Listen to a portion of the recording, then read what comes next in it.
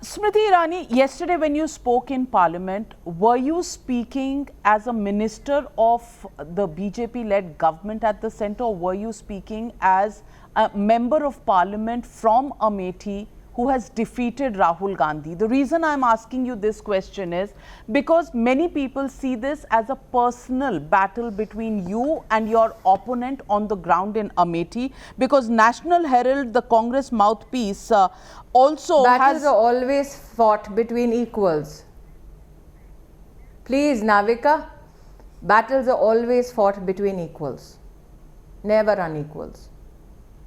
I'm a self-made woman belonging to a lower middle class family who has risen the ranks out of pure hard work. And I would not like you to embarrass me by equating me to Mr. Rahul Gandhi. I'm extremely apologetic for being immodest, but truly battles are fought between equals. I'm saying this. And yesterday when I intervened as a minister, I spoke on the budget, which is my parliamentary right. Many a people speak on behalf of their constituency. I happen to be elected to the Lok Sabha. And I spoke on the basis of facts and figures, based on the budget and the impact on the ground. The reason I'm asking you, Smriti Irani ji, is because he was your opponent in Amethi. Now, you feel, he's not equal to you. He was not my opponent. I was the BJP candidate. But they've in National Herald put out Smriti Irani missing posters in June last year. So is there a bit of a rivalry as opponents of two parties standing in front of each other? I have possibly gone more to Amethi than the entire Gandhi Khandan in 50 years.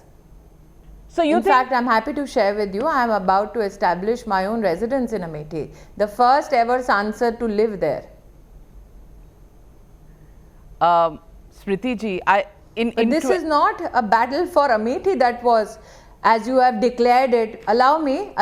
This was not a battle for Amethi that was being fought yesterday in Parliament. That has been done and dusted.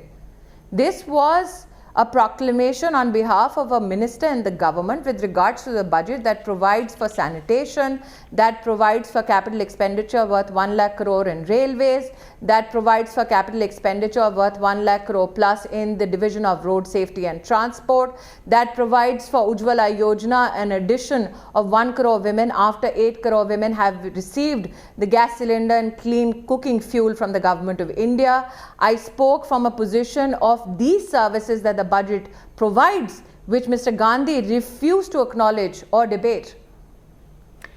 Ms. Smriti Irani, I want to go to the larger picture of the international meddling that we've seen in recent times. But before I go to that question, I want to ask you, was your speech in Parliament impromptu yesterday?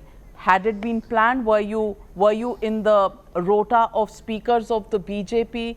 Or did you decide to intervene after you heard Rahul Gandhi? I had absolutely no idea.